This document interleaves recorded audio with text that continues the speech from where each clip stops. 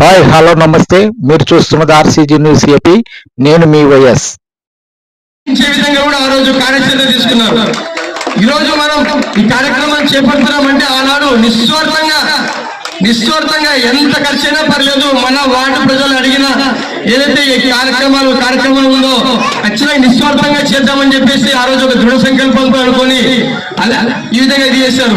అలానే ఇదొక్క కార్యక్రమాలు కాకుండా ఎన్నో సేవా కార్యక్రమాలు కూడా తెలియజేస్తూ, అలానే మన వాటిలో ఎటువంటి సమస్య వచ్చినా కూడా నా దృష్టికి తీసుకురండి అని చెప్పేసి ఒక ధైర్యంగా చెప్పగలిగిన మనిషి ఎవరన్నా ఉన్నారంటే మా సాయి పనన్న.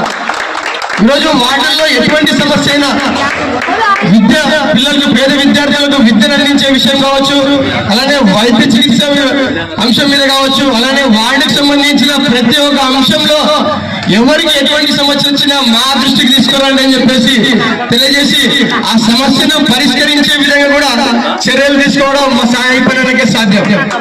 అలానే ఈ కార్యక్రమాన్ని కూడా ఇంతమంది పెద్దలు వాళ్ళ బ్లెస్సింగ్స్ ఇస్తూ ఈ కార్యక్రమాన్ని సజావుగా సాఫీగా సాగించేందుకు అందరూ కృషి చేస్తున్నందుకు ప్రతి ఒక్కరికి ప్రత్యేక ధన్యవాదాలు తెలియజేస్తూ, రాబోయే రోజుల్లో కూడా మీరు సహకరిస్తే రాబోయే రోజుల్లో ఇలాంటి కార్యక్రమాలు మరెన్నో జరుగుతాయని చెప్పేసి, అలాంటి ఆ భగవంతుడు ఆశీస్సులు కల్పించాలని చెప్పేసి, ఆ విధంగా ప్రజలు కూడా అదే విధంగా మమేకంగా నడుచుకోవాలని చెప్పేసి.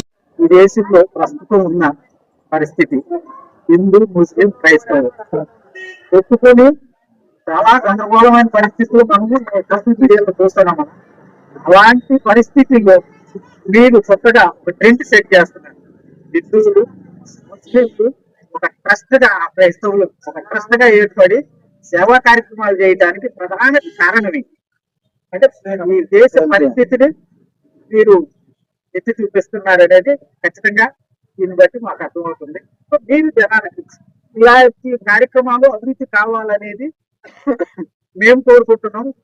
మీరు కూడా దానికి తగ్గట్టుగానే అంటే దాన్ని మీరు చూపిస్తున్నారు. ఇది మంచి పద్ధతి అని దీన్ని కంటిన్యూ చేయాల్సిన అవసరం ఖచ్చితంగా దేశానికి ఉంటుంది. మీ అభిప్రాయం చెప్పండి.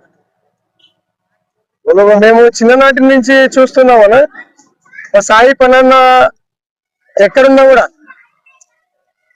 మసీద్ ఉంటే మసీద్ లో వెళ్ళి దర్శనం చేసుకుంటారు, దర్గా ఉంటే దర్గాని దర్శనం చేసుకుంటారు, చర్చికి వెళ్ళి యేసుని ఇది చేసుకుంటారు. అలానే హిందూ దేవుళ్ళు ఏ గుడి వచ్చినా కూడా, ఏ దర్గా వచ్చినా, ఏ చర్చ్ వచ్చినా కూడా అక్కడ ఖచ్చితంగా దేవుడి ఆశీస్సులు ఉండాల. మన స్నేహానికి మేము